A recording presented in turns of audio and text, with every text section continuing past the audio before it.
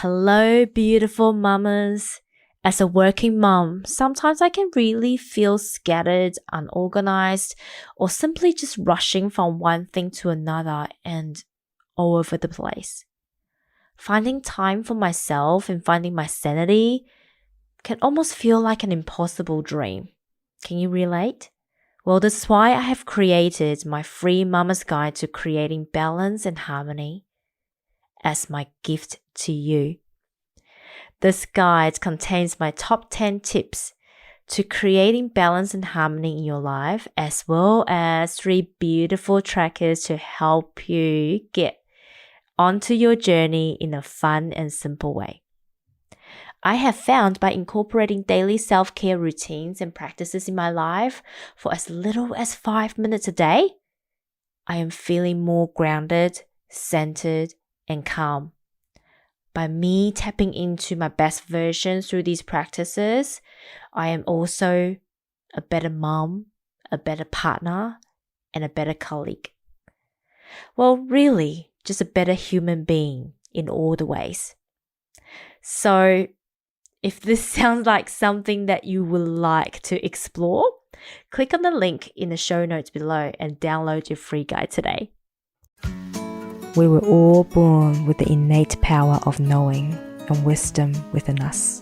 The challenge for many of us is that we were taught to seek answers externally instead of searching from within. And this is the reason why so many of us find ourselves going around in circles, searching for new ways, but could never find the way. The womanly way. It's not the way. It's not my way. But it is a pathway to support all of us returning back to self, reconnect with our inner wisdom through loving ourselves, knowing ourselves, and reconnecting with ourselves. Tell me and be honest. Tell me should I've known. So we can start to find our own way as modern day women. Are you interested? Well, sit back, relax, and welcome to this amazing journey.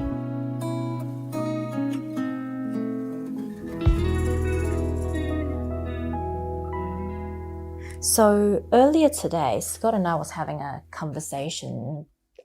All of a sudden, this download, I guess you would call it, or activation came through to me.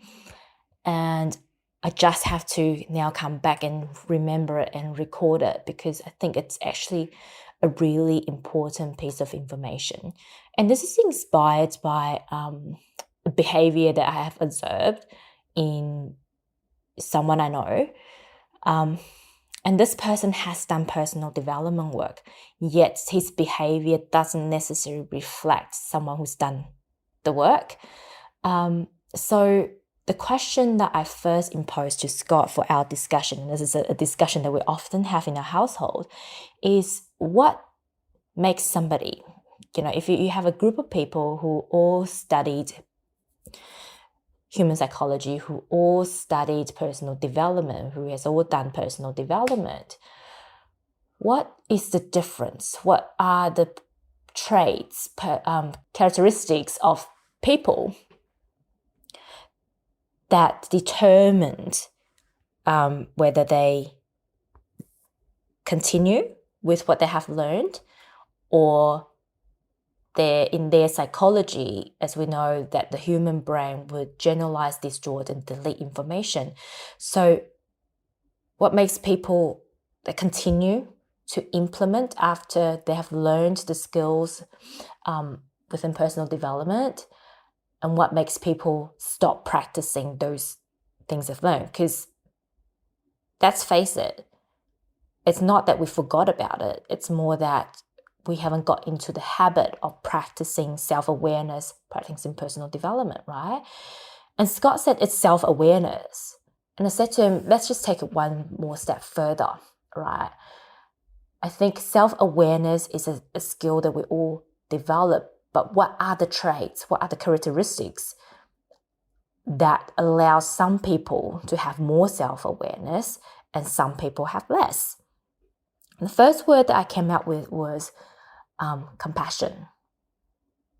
And I was like, no, that's not quite the word, because what we're seeing is there are a lot of compassionate people who are not self-aware.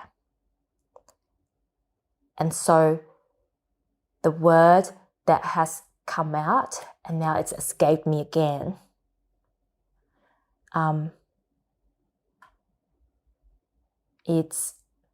what's the word? It's like, yes, we have compassion for people, but at the same time, considerate. Right, that's the word. Considerate people. Because when you are considerate, and this is the I guess proposition that I'm putting forward, is that the more considerate people are, the more likely they are to practice self-awareness, and the more likely they will implement what they have learned through personal development, and therefore be able to stepping into the highest version of themselves. When we are being considerate, we are looking at how our action affects other people, and then therefore go within and go, okay, how can I do this so it doesn't impact others? Right? Essentially, that's what being considerate is. How are my actions impacting others, and how can I do this so I don't impact others? Whereas a lot of the times, and this person that I was observing the other day, he has done personal development, and he is also a very compassionate person. But what I'm finding and what I'm observing is, with compassionate people, a lot of times we're also what we called, people who are really, we are empaths, right? And with empathetic people, depending on how you have been brought up, a lot of people that I am observing without self-awareness, what will happen is we become people pleaser. And I'm not saying that it is right or wrong. I think it's just more that's the environment that we've been brought up with, and those are the conditionings that we have adopted in order to survive in our perceived mind, to see that's how we need to survive in order to make people happy. So it's almost like the opposite of people who are considerate, right? For the compassionate people who has adopted people-pleasing behaviors, it's almost the opposite of being considerate.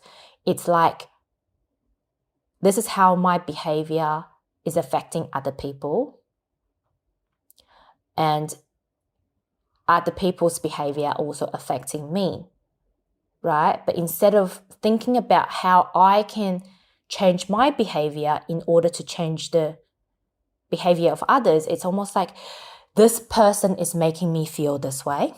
Let's say this person is having a negative emotion, or perhaps this person is rejecting me based on whatever beliefs that you have formed based on your past experience. This person could potentially be not liking me. Okay? And what I want to do is to fix it. But this person continues to have a negative emotion towards me, and being an empath, a lot of times is we absorb those emotions and take it as our own, instead of saying, well, that's not my emotion to take. And quite often, being compassionate and empathetic, we don't want to feel those emotions, right? And if you really observe babies, when they don't want to feel a certain emotions, or when they face things that they don't like, they throw a tantrum. And if those wounds aren't healed as adults, when we face negative emotions and we can't deal with it, we go back into our, what we called our 5-year-old, our 3-year-old, right? Go back to our baby self, our inner child start to play up. And like I said, and I kept emphasizing, it's nobody's fault. It's just the way that we've been brought up. And that was what I used to be when I was younger, before I took on personal development.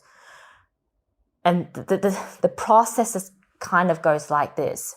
And quite often it's because we don't have the capacity to take on other people's emotion and have a objective perspective. We start taking on people's emotions, and when that tank gets full, we're full of emotion and we're like, we can't deal with these negative emotions. So we want to try and change other people's negative emotions into a positive emotion. So that's when the people pleasing comes in. When the people pleasing doesn't work, and we still continue to feel these negative emotions from whoever we're dealing with, we get frustrated, we get angry because we can't resolve it, we can't release these emotions. So it's like, when a pressure builds up to a certain stage, then we tap into our inner child, and then the anger, that frustration comes out and they explode. And this was the case in this person that I observed yesterday. It is essentially it. He's very compassionate and he's got a lot of people-pleasing behavior, and in situations where he cannot control other people's emotion and other people's emotion makes him feel worse, so that cycle continues, that cycle of detriment continues, and you can just see the pressure build up and then explode, and essentially it led to him having explosive conversations, being really angry and almost unprofessional, or actually it was very unprofessional towards the other person. Right. So I just thought this is a very important piece of information. I think, a lot of times we look at people and go like, well, but you've done personal development. Why are you so unaware of your behavior? And I think it goes down to whether we are considerate or whether we are compassionate. Right. There's nothing wrong with being compassionate, but at the same time, we also need to be considerate in order to have self-awareness. If we only have compassionate, if we're only being compassionate, and if we're being empathetic, and we're taking on other people's emotions without knowing the ripple effect, without knowing the things that that would trigger us, and without knowing that we're being triggered, that's the result. And so that is why I believe it is so important to deal with our own triggers and really find whatever way possible to make us aware of our own triggers. Because when we can deal with the triggers, which is the root cause, then things that used to trigger us no longer trigger us. And that also allows us to practice more self-awareness, and then we become more considerate instead of just absorbing other people's energy. And this is really funny as I'm talking now. It's like, this is another aha moment on top of this aha moment. And that is why this year it is so important. And my guides have been telling me that I need to continue to talk about creating harmony within us, right? Creating harmony within us. It's almost like harmony is like my replacement for balance, because I don't believe in balance. I don't believe everything is 50-50, black or white, or like mid-gray. There's 50 shades of gray. And creating harmony is finding that gray tone that works for us. Not everybody loves the same gray tone. You might want some pink in your gray. You might want some blue in your gray, right? It's finding that gray in you that is going to make you feel at peace, that it's going to make you feel on the top of your games. And that's what harmony is really about. But in order to create harmony, we need to first have awareness.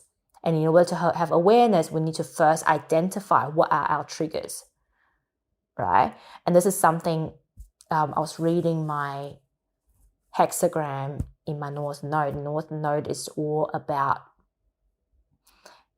our purpose. What are our gifts and what are we meant to shine light on in the world? And for me, it's hexagram 20, and 20 is all about contemplation. So the way that I read it is, for me, it's about having that bird's eye view on myself, on others, on the society, on the world, and then forming my own contemplated, for me, my own opinion and observation, both based on my contemplation. And so, for me, it's like, that's the gift that I have. I can often see these situations and receive downloads and come to my own conclusion as to why this is happening. And for me, I guess I was born with this innate knowing of what people need in terms of what they need to heal, what they need to overcome in order to step into their highest version of themselves. For me, it's almost like I can see where you are now, but I could also see your infinite potential, and then also the pathways and things that will get you there. I describe it as the bridge, right? I almost see myself as the bridging guide that will guide you through your bridge from where you are now to your future. And it's so interesting because for me, working in construction, and my purpose in working in construction has always been transforming dreams into reality, is seeing where a project is on paper, what the client's visions are, what the architect's vision are, and then bring it into fruition and communicating that with all the various parties and make sure everyone's happy doing their job. And then whatever is in, it's almost like if I can get into my client's head, which I can a lot of times, seeing their vision, and then if I can then deliver that exact vision at the end of the day when I hand it over and go, hey, look at this photo that we took. Is it exactly what you've got in your head? That would be a nod, a yes, an absolute yes, right? And it's the same thing with my ability to see people in their current state and their future state, or their highest expression of themselves, the dreams, their ambitions, and their purpose. I can see that. And I can see how if you dedicate yourself to that, if you do the work, what are the pathways that will take you there? And that's why I'm so passionate about construction, but that's also why I'm so passionate about being a mentor to people who really desire to build their dreams, especially female who desire to build their dreams, whether you are a mum wannabe, you want to be a mum one day, you're a career woman, you're a mum to be expecting, or you're a working mum already. I really believe my calling currently is to help you find that dream, tap into your dream, see that dream more vividly, and then work out a pathway to get you there through healing, through, identifying our triggers, through getting our foundations firm, and then taking radical steps, taking strategic steps to get you there whilst dealing with all the other things that we need to deal with in a harmonious way. So if you feel called, if this sounds like something to you, if you're resonating with this episode of my podcast, send me a direct message and we can talk about where to get you into the chamber, which is my introductory foundation to creating harmony in your life. Or we can talk about, jumping into my mentorship one-on-one for 6 months as a foundation level, and just really get you start building that foundation. Thank you so much for listening, and I look forward to have more in-depth conversation with you guys in the next episode.